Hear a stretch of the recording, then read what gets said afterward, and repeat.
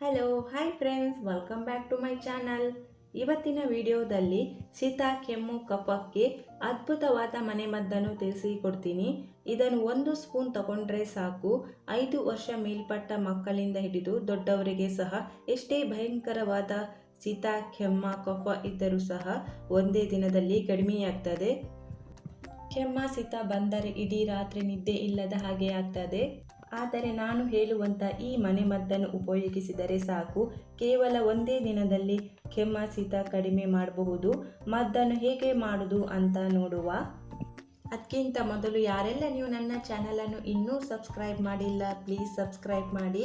ಕೆಳಗೆ ಕಾಣುವಂತಹ subscribe ಬಟನನ್ನು click ಮಾಡಿ ಹಾಗೂ ಪಕ್ಕದಲ್ಲಿರುವಂತಹ ಬೆಲ್ ಐಕಾನನ್ನು ಕ್ಲಿಕ್ ಮಾಡಿ. ಶೀತ ಕೆಮ್ಮ ಕಫ ಇವುಗಳನ್ನು ಕಡಿಮೆ ಮಾಡುವಲ್ಲಿ ತುಂಬಾ ಸಹಾಯ ಮಾಡ್ತದೆ. ಹಾಗಾದರೆ ಬನ್ನಿ ಈ ಮನೆಮದ್ದನ್ನು ಹೇಗೆ ಮಾಡೋದು ಅಂತ ನೋಡೋಣ. ಈ ಮನೆಮದ್ದು ಮಾಡಲಿಕ್ಕೆ ಬೇಕಾಗಿರುವ ಸಾಮಗ್ರಿಗಳು: ವೀಳ್ಯದೆಲೆ, ಚಿಕ್ಕ ತುಂಡು ಒಣಶುಂಠಿ, 3 ಕರಿಮೆಣಸು, ತುಳಸಿ ಎಲೆ.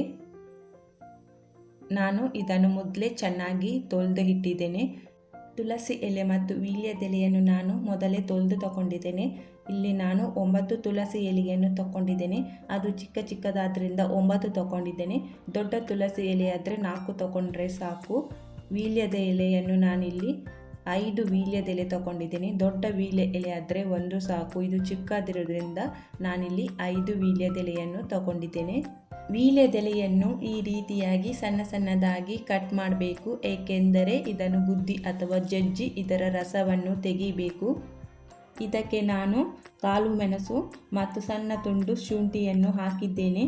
ಕಾಳು ಮೆಣಸು ಶುಂಠಿ ಆಪ್ಷನಲ್, ಬೇಕಾದರೆ ಮಾತ್ರ ಹಾಕಿ, ಇಲ್ಲದ್ರೆ ಬರೀ ತುಳಸಿ ವೀಳ್ಯದೆಲೆಯನ್ನು ಜಜ್ಜಿ ರಸ ತೆಗೆದುಕೊಂಡು ಮಾಡಬಹುದು. ಇದನ್ನು ಚೆನ್ನಾಗಿ ಜಜ್ಜಬೇಕು ಅಥವಾ ಗುದ್ದಬೇಕು. ಚಿಕ್ಕ ಮಕ್ಕಳಿಗಾದರೆ ಈ ರೀತಿಯಾಗಿ ಜಜ್ಜಿ ಅದರ ರಸವನ್ನು ತೆಗೆದುಕೊಡಿ. ಇದನ್ನು ಜಜ್ಜುವಾಗ ಅಥವಾ ಗುದ್ದುವಾಗ ತುಂಬ ಒಣ ಅಂತ ಅನಿಸಿದರೆ ಸ್ವಲ್ಪ ನೀರನ್ನು ಹಾಕಿ ಜಜ್ಜಬಹುದು. ಇದನ್ನು ಈ ರೀತಿಯಾಗಿ ಚೆನ್ನಾಗಿ ಜಜ್ಜಬೇಕು. ನೋಡಿ, ಇಷ್ಟು ಜಜ್ಜಿದ್ರೆ ಸಾಕು. ನಂತರ ಇದರ ರಸವನ್ನು ತೆಗಿಬೇಕು. ಈ ರೀತಿಯಾಗಿ ಕೈಯಲ್ಲಿ ಸುಲಭವಾಗಿ ಹಿಂಡಿ ರಸವನ್ನು ತೆಗೆಯಬಹುದು. ಚಿಕ್ಕ ಮಕ್ಕಳಿಗಾದರೆ ಹೀಗೆ ಮಾಡಿಕೊಡಿ. ನಂತರ ಈ ರಸಕ್ಕೆ 1/4 ಚಮಚ ಜೇನುತುಪ್ಪವನ್ನು ಹಾಕಬೇಕು. ಜೇನುತುಪ್ಪವನ್ನು ಹಾಕಿ ಚೆನ್ನಾಗಿ ಮಿಕ್ಸ್ ಮಾಡಿ ಕುಡಿಬೇಕು. ಇದರಲ್ಲಿ ಹಾಕಿರುವ ತುಳಸಿ, ಜೇನುತುಪ್ಪ, ವೀಳ್ಯದೆಲೆ ಇವೆಲ್ಲವೂ ನಮಗೆ ಆಗಿರುವ ಶೀತ ಕೆಮ್ಮ ಕಫ ಇವುಗಳನ್ನು ಕಡಿಮೆ ಮಾಡುವಲ್ಲಿ ತುಂಬಾ ಸಹಾಯ ಮಾಡ್ತದೆ. ಚಿಕ್ಕ ಮಕ್ಕಳಿಗಾದರೆ ಈ ರೀತಿಯಾಗಿ ಮಾಡಿಕೊಡಿ. ದೊಡ್ಡವರಿಗಾದರೆ ಈ ರೀತಿಯಾಗಿ ಜಜ್ಜಿ ರಸವನ್ನು ತೆಗಿಬೇಕಾಗಿಲ್ಲ. ಎಲ್ಲವನ್ನು ಒಟ್ಟಿಗಿಟ್ಟು ವೀಳ್ಯದೆಲೆ, ತುಳಸಿ, ಕರಿಮೆಣಸು, ಶುಂಠಿ ಎಲ್ಲವನ್ನು ಒಟ್ಟಿಗೆ ಇಟ್ಟು ಜಗ್ದು ತಿನ್ನಬಹುದು. ತುಂಬ ಕೆಮ್ಮ ಇದ್ದಾಗ ದಿನಕ್ಕೆ 3 ಸಲ ಅಥವಾ 2 ಸಲ ಕುಡೀರಿ, ಬೇಗನೆ ರಿಸಲ್ಟ್ ಸಿಗ್ತದೆ. ನಮ್ಮ ಮನೆಯಲ್ಲಿ ಸಹ ಶೀತ ಕೆಮ್ಮ ಇದ್ದಾಗ ನಾವು ಇದನ್ನೇ ಉಪಯೋಗಿಸುವುದು, ತುಂಬಾ ಯೂಸ್ ಆಗ್ತದೆ. ಫ್ರೆಂಡ್ಸ್, ಇವತ್ತಿನ ಈ ವಿಡಿಯೋ ನಿಮಗೆ ಇಷ್ಟವಾಗಿದ್ದಲ್ಲಿ ಲೈಕ್ ಮಾಡಿ, ಶೇರ್ ಮಾಡಿ, ಕಮೆಂಟ್ ಮಾಡಿ. ಹಾಗೂ ಯಾರೆಲ್ಲ ನನ್ನ ಚಾನಲನ್ನು ಇನ್ನೂ ಸಹ ಸಬ್ಸ್ಕ್ರೈಬ್ ಮಾಡಿಲ್ಲ, ಪ್ಲೀಸ್ ಸಬ್ಸ್ಕ್ರೈಬ್ ಮಾಡಿ ಹಾಗೂ ನನಗೆ ಸಪೋರ್ಟ್ ಮಾಡಿ.